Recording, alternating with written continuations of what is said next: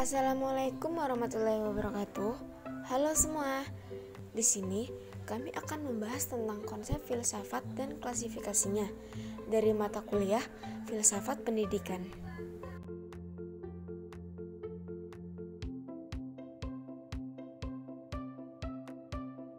Kami dari kelompok 1, kelas 2C dengan dosen pembimbing Dr. Haji Dadang Rahman Munandar MPD, Program Studi Pendidikan Matematika, Fakultas Keguruan dan Ilmu Pendidikan, Universitas Singapura Perbangsa Karawang 2020-2021. Sebelumnya, kami yang beranggotakan yang pertama ada Fernanda Eka Nurmaulia dengan nomor MPM 20106310500068. Selanjutnya ada Fitriana Listanti dengan NPM 201063105011.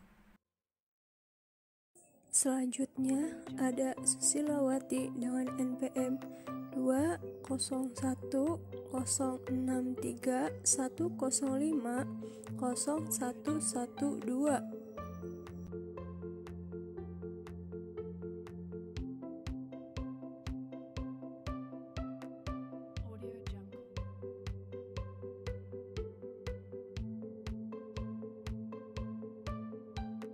Yang pertama, kita akan membahas tentang pengertian filsafat. Sebelumnya, filsafat itu berasal dari bahasa Yunani, yaitu philos, yang artinya cinta yang sangat mendalam, dan sophia, yang artinya kebijakan atau kearifan. Filsafat dapat diartikan sebagai suatu pendirian hidup atau individu dan sebagai pandangan masyarakat atau berkelompok. Disimpulkan juga berarti bahwa berfilsafat adalah kegiatan berpikir yang khas, yaitu radikal, sistematis, dan universal untuk mencari kebijakan, kebenaran yang sesungguhnya dari segala sesuatu. Berfilsafat berarti berpikir merangkum tentang pokok-pokok yang telah ditelaahnya. Sedangkan pengertian filsafat pendidikan menurut Al-Syaibani adalah pelaksanaan pandangan falsafah dan kaidah falsafah dalam bidang pendidikan. Dari beberapa pendapat bahwa filsafat pendidikan adalah suatu kegiatan berpikir kritis, bebas, teliti, dan teratur tentang masalah yang terdapat di dalam dunia pendidikan dengan tujuan agar masalah tersebut dapat diatasi dengan cepat dan tepat. Selanjutnya itu ada objek filsafat. Objek material filsafat meliputi segala sesuatu yang ada. Segala sesuatu itu adalah Tuhan, alam, dan manusia. Bandingkanlah dengan ilmu empiris dan ilmu agama. Objek ilmu empiris hanya manusia dan alam, dan ilmu empiris tidak mengkaji tentang Tuhan, tetapi ilmu-ilmu agama dan sebagian besar berisi kajian tentang ketuhanan yang ditinjau dari perspektif dan imprestis manusia terhadap ajaran para nabi.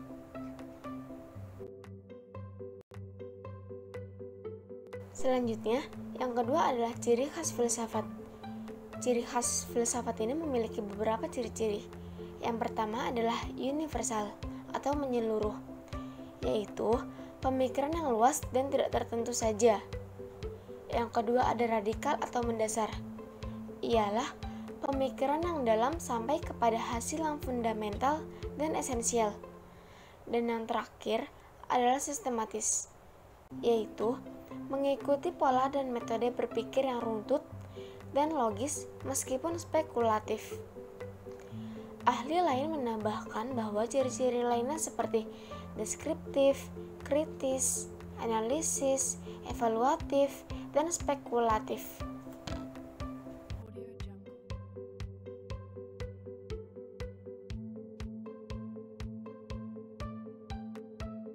Yang ketiga ada ruang lingkup filsafat pendidikan.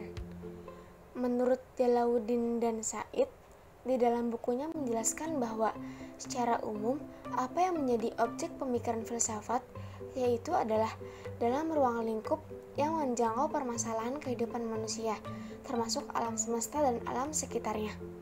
Tetapi, secara khusus yang menjadi ruang lingkup filsafat pendidikan meliputi: yang pertama adalah merumuskan secara tegas sifat hakikat pendidikan atau the nature of education.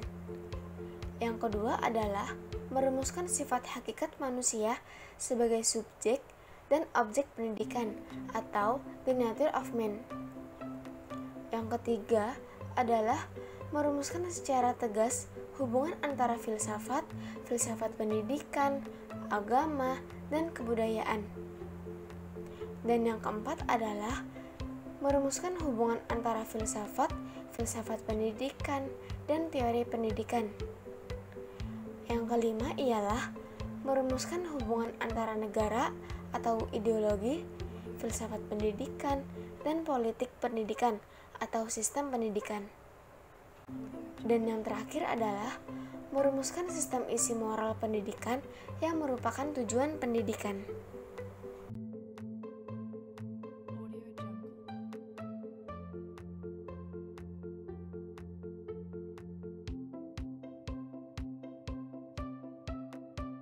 Dr. Anas Salahuddin MPD di dalam bukunya yang berjudul Filsafat Pendidikan merumuskan bahwa ruang lingkup filsafat pendidikan ada 9, yaitu yang pertama adalah 1.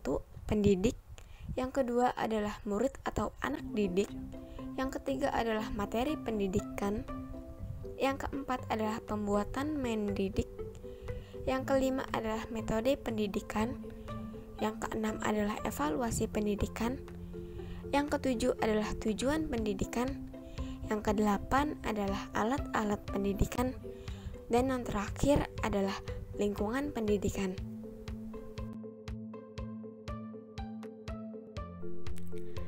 Yang keempat ada cabang-cabang filsafat. Sidi Gajalba 1973 mengemukakan bidang permasalahan filsafat terdiri atas A. Metafisika dengan pokok-pokok masalah, filsafat hakikat atau ontologi, filsafat alam atau kosmologi, filsafat manusia, dan filsafat ketuhanan. Yang B. Teori pengetahuan atau epistemologi yang mempersoalkan hakikat pengetahuan, dari mana asal atau sumber pengetahuan, bagaimana membentuk pengetahuan yang tepat dan benar. Yang C. Filsafat nilai atau aksiologi yang membicarakan hakikat nilai, di mana letak nilai, apakah pada bendanya atau pada perbuatannya atau pada manusia yang menilainya.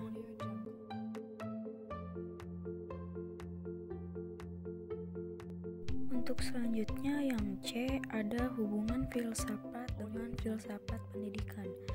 Filsafat dengan filsafat pendidikan merupakan dua istilah yang berbeda, tetapi sangat berhubungan antara satu dengan yang lain. Jalaluddin dan Said menjelaskan bahwa hubungan antara filsafat dan filsafat pendidikan menjadi sangat penting sekali, sebab ia menjadi dasar, arah, dan pedoman suatu sistem pendidikan. Selanjutnya yang D, hubungan filsafat dengan matematika. Ilmu matematika dan filsafat mempunyai keeratan hubungan dibandingkan keilmuan lainnya, karena matematika dan filsafat sama-sama merupakan fondasi dari semua jenis keilmuan. Pada sisi historis, matematika dan filsafat mengalami perkembangan yang sangat menyolok.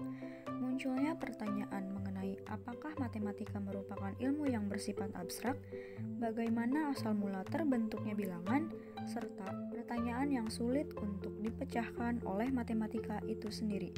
Oleh karena itu, dibutuhkan suatu bidang ilmu yang dapat menjawab pertanyaan-pertanyaan yang muncul.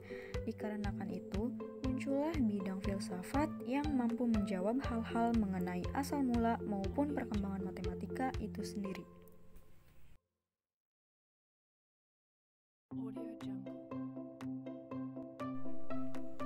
Selanjutnya yang E ada klasifikasi filsafat. Filsafat diklasifikasikan menurut daerah geografis dan budaya. Filsafat dibagi menjadi filsafat barat, filsafat timur dan filsafat Islam. Yang pertama ada filsafat barat. Filsafat barat adalah ilmu yang dipelajari secara akademis di universitas di Eropa dan daerah-daerah jajahan mereka, yang berkembang dari tradisi falsafi orang Yunani kuno. Menurut Takwin tahun 2001, dalam pemikiran barat konvensional, pemikiran sistematis, radikal, dan kritis seringkali merujuk pengertian yang ketat dan harus mengandung kebenaran logis.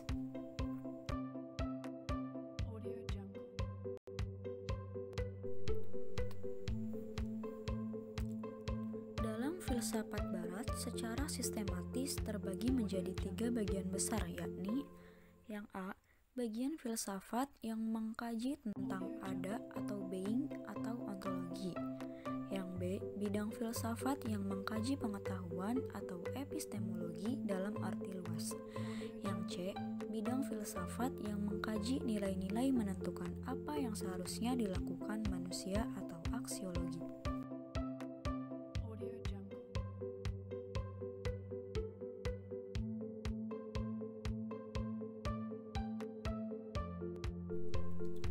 Untuk selanjutnya ada tokoh-tokoh dalam filsafat barat, yaitu yang pertama ada Wittgenstein, mempunyai aliran analitik atau filsafat analitik yang dikembangkan di negara-negara yang berbahasa Inggris, tetapi juga diteruskan di Polandia. Yang menjadi objek penelitian filsafat analitik sebetulnya bukan barang-barang, peristiwa-peristiwa, tetapi pernyataan, aksioma, dan prinsip. Filsafat analitik ialah analisa logika bahasa sehari-hari maupun dalam mengembangkan sistem bahasa buatan. Yang kedua ada Immanuel Kant, mempunyai aliran filsafat kritik yang tidak mau melewati batas-batas kemungkinan pemikiran manusiawi. Pengetahuan merupakan hasil kerjasama antara pengalaman indrawi yang a posteriori dan keaktifan akal, faktor priori. Struktur pengetahuan harus kita teliti. Dan yang ketiga ada René Descartes, berpendapat bahwa kebenaran terletak pada diri subjek, mencari titik pangkal pasti dalam pikiran dan pengetahuan manusia, khusus dalam ilmu alam. Metode untuk memperoleh kepastian ialah mengasingkan segala sesuatu. Hanya satu kenyataan tak dapat diasingkan, yakni aku berpikir, maka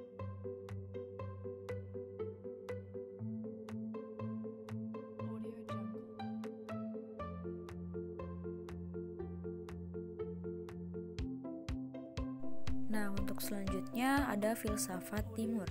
Filsafat timur adalah tradisi falsafi yang berkembang di Asia, khususnya di India, Tiongkok, Nusantara, dan daerah-daerah lain yang pernah dipengaruhi budayanya. Sebuah ciri khas filsafat timur ialah dekatnya hubungan filsafat dengan agama.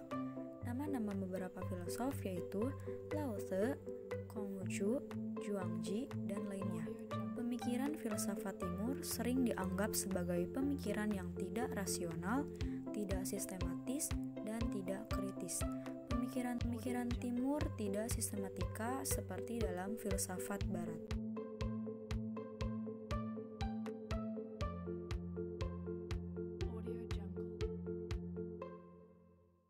Nah, untuk yang terakhir ada filsafat Islam. Filsafat Islam adalah filsafat yang istimewa karena dari sejarahnya para filosof dari tradisi ini sebenarnya bisa dikatakan sebagai ahli waris tradisi filsafat barat atau Yunani. Terdapat 2 pendapat tentang sumbangan peradaban Islam terhadap filsafat dan ilmu pengetahuan yang terus berkembang hingga saat ini. Pendapat pertama mengatakan bahwa orang Eropa belajar filsafat dari filosof Yunani seperti Aristoteles melalui kitab-kitab yang disalin oleh St. Augustine tahun 354 sampai 430 Masehi yang kemudian diteruskan oleh Anicius Manlius Boethius tahun 480 sampai 524 Masehi dan John Scotus. Pendapat kedua menyatakan bahwa orang Eropa belajar filsafat orang-orang Yunani dari buku-buku filsafat Yunani ini yang telah diterjemahkan ke dalam bahasa Arab oleh filosof Islam seperti Al-Kindi dan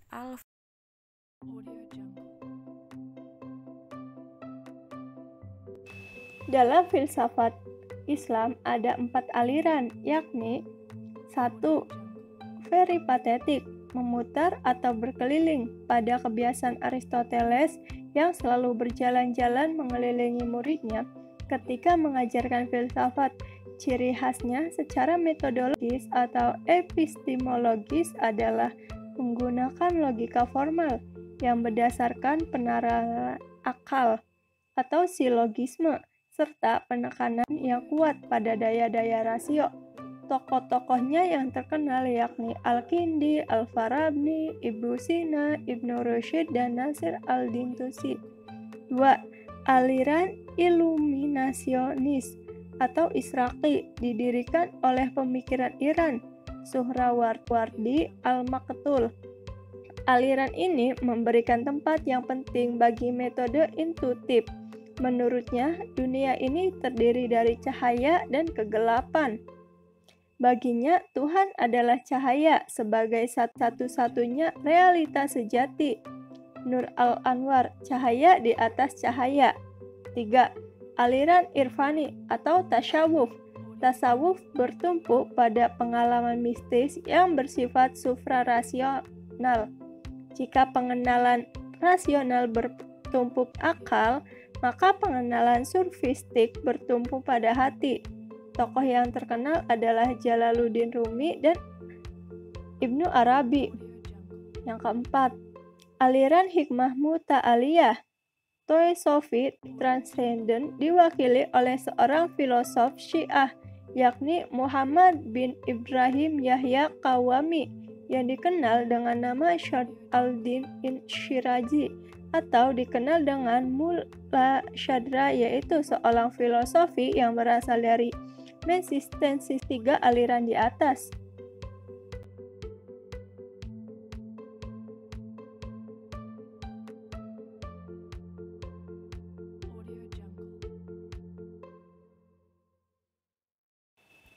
F. Manfaat belajar filsafat pendidikan. Mahasiswa yang sedang menuntut ilmu di lembaga pendidikan tenaga keguruan dituntut untuk memikirkan masalah-masalah hakiki terkait pendidikan. Dengan begitu, pemikiran mahasiswa menjadi lebih terarah pada persoalan-persoalan pendidikan, baik dalam lingkungan mikro maupun makro. Hal ini menjadikan mahasiswa lebih kritis dalam memandang persoalan pendidikan. Di samping itu, mahasiswa yang mempelajari, merenungkan masalah-masalah hakiki pendidikan akan memperluas cakrawala berpikir mereka, sehingga dapat lebih arif dalam memahami problem-problem pendidikan. Sebagai intelektual muda yang kelak menjadi pendidik, mereka dituntut untuk berpikir reflektif dalam memecahkan problem-problem dalam pendidikan.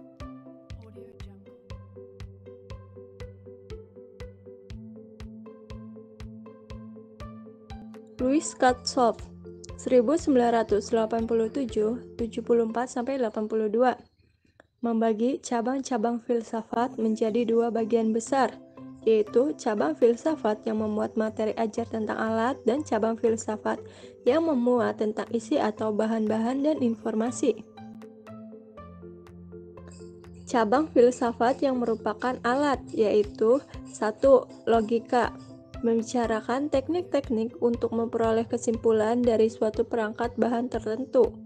2. Metodologi, ialah ilmu pengetahuan tentang metode dan khususnya metode ilmiah. 3. Metafisika. Metafisika adalah cabang filsafat mengenai yang ada. Aristoteles mendefinisikan metafisika sebagai ilmu mengenai yang ada sebagai yang ada, yang dilawankan dengan yang ada sebagai yang digerakkan, dan yang ada sebagai yang dijumlahkan. 4. Epistemologi. Menurut Katzoff, epistemologi adalah cabang filsafat yang menyelidiki asal mula, susunan, metode-metode, dan sahnya pengetahuan. 5. Biologi kefilsafatan. Biologi kefilsafatan membicarakan persoalan-persoalan mengenai biologi menganalisis pengertian hakiki dalam biologi, ia mengajukan pertanyaan-pertanyaan mengenai pengertian hidup, adaptasi, teologi, evolusi, dan penurunan sifat-sifat.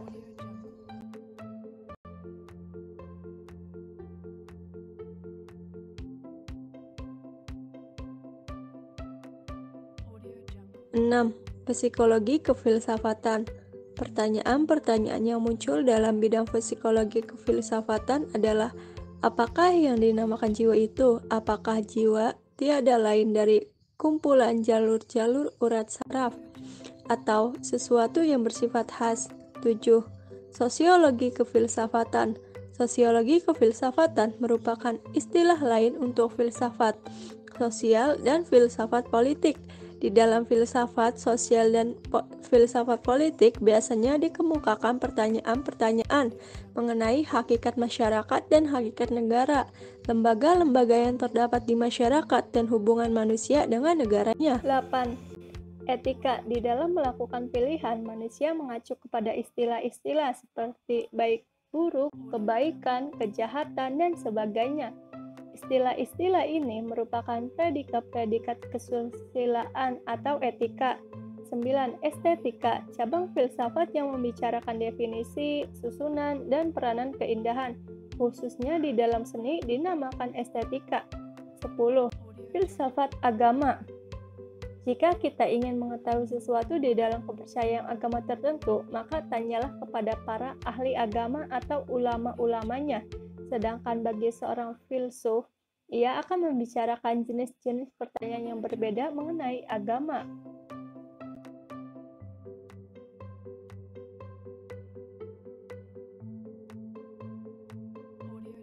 Cukup sekian dari kelompok kami, kurang lebihnya mohon maaf, semoga bermanfaat. Terima kasih yang telah menonton.